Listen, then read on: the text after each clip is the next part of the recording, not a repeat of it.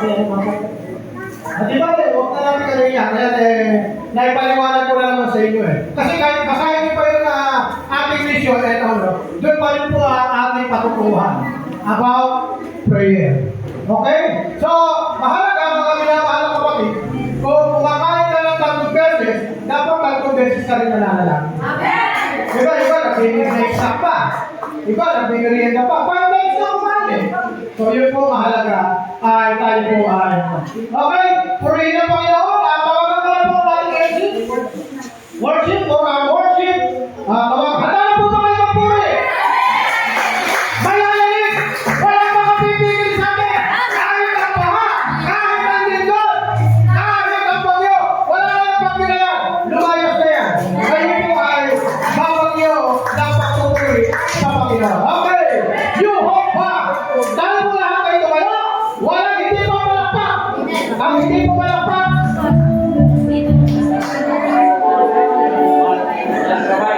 walang kamay. Hindi mo walang sabi ni Pilipinas, walang kamay. Hello? Amen?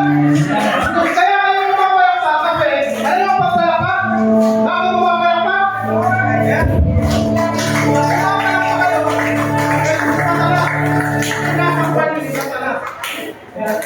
Kaya pag pumapalakpak ka, sinasampal mo sa Satanas.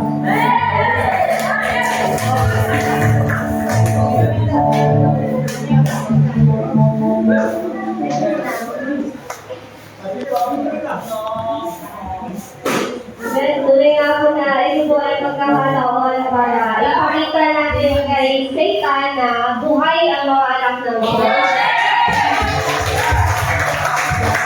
Isa sa po lahat po ng dalawang kamay ay itaas.